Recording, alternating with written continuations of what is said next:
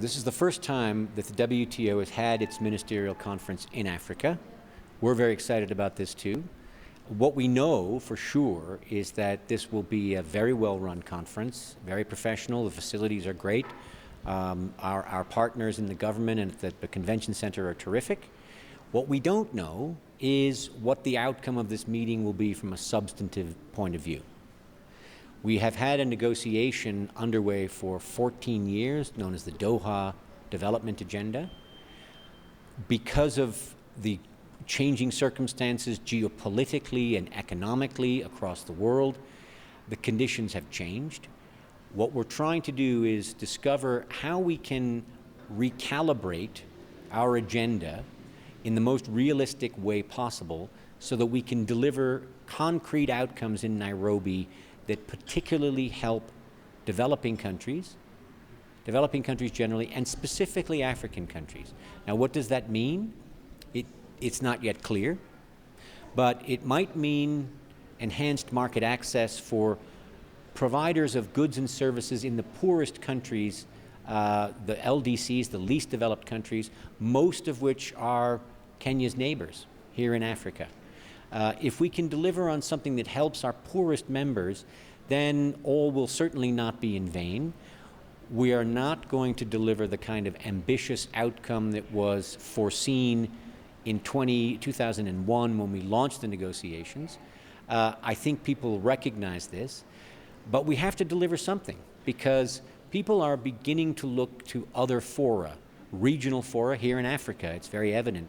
The tripartite negotiations, the Continental Free Trade Agreement negotiations, these are well underway, and this is a very good thing.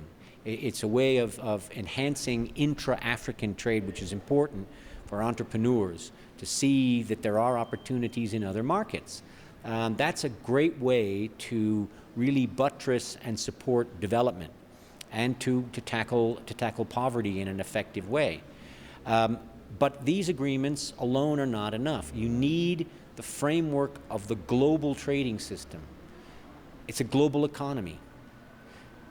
Kenya's trading partners are all over the world, and having a up-to-date set of rules and conditions for trade that enable Kenyan entrepreneurs to prosper in this global economy is very important. Now, we have 161 members, as diverse as you can possibly imagine, and we decide things on the basis of consensus, which means we have to have them all on board. It doesn't mean they're all agreeing to exactly the same thing. We know that the poorest countries cannot take on the same kind of commitments, the same level of burden that you would see, for example, in Europe or Japan or the United States or even China or India. So that's what we do with these negotiations, is kind of set the level of obligation based on the development of the specific member. But that's very difficult to do.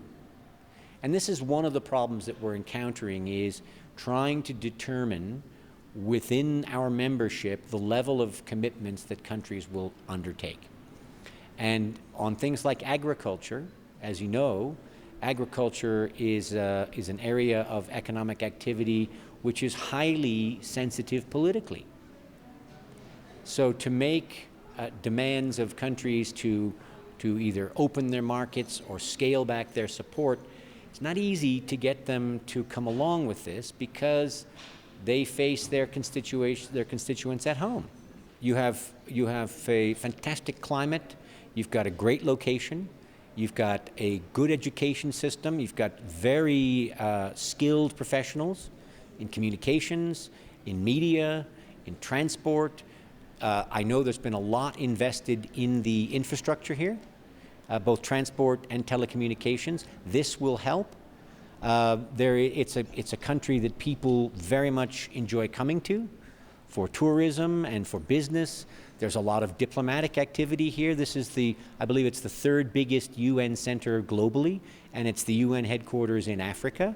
So there's a lot of strengths that are happening here upon which the government would like to build.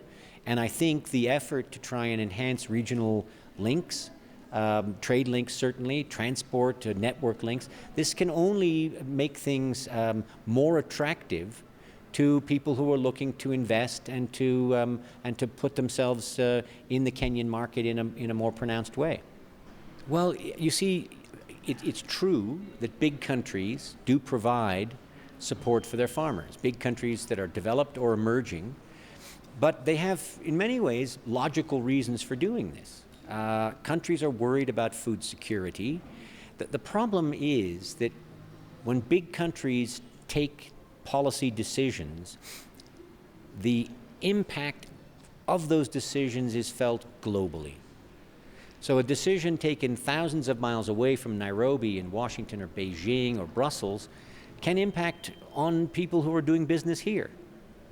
And so that's something that these countries recognize, and they have to find a way to shoulder the political strain, to summon the political will that's required to look beyond a short-term political obstacle and try and find a way to do something that's for the greater global good. That's easy to say, it's hard to do. All governments have political constraints, and governments have parliaments. We spoke at the parliament yesterday. Parliaments have to approve anything that we agree in the WTO. So, which is another political constraint.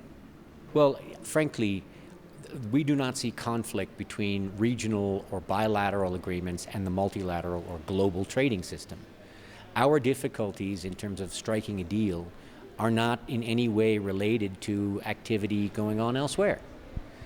We have the same governments, many of the same negotiators. We have difficulties because our membership is diverse and very large. The agenda is very complex. But countries that are reaching out to other partners to try and open markets, to try and establish new rules, to try and make trade easier, this encourages a trade mentality. When only 12% of your trade is with other African countries, the figure's higher in Kenya, that's the continental average, that means that there are opportunities that are not being seized. So by improving infrastructure, by removing bureaucratic obstacles, the amount of documentation, the time at which border crossings open, very basic things that may not be very expensive to get around, to ameliorate. So this is happening now. We think it's a good thing. We think that the more Africa trades, the more Africa can develop, the more anti-poverty programs are likely to succeed. I think this is something acknowledged across the continent. Politics it's not only in a global context that trade politics can be difficult, it's true in all trade negotiations, and indeed we've seen that here too, but it seems, based on what I've seen and what I've heard, that there is a big commitment to enhancing regional integration, and this can only be a positive in our view. There's very little downside to this, and certainly there will be political opposition, but I think if you look at it from the big picture point of view, there is no question that enhanced integration across Africa is for the greater good.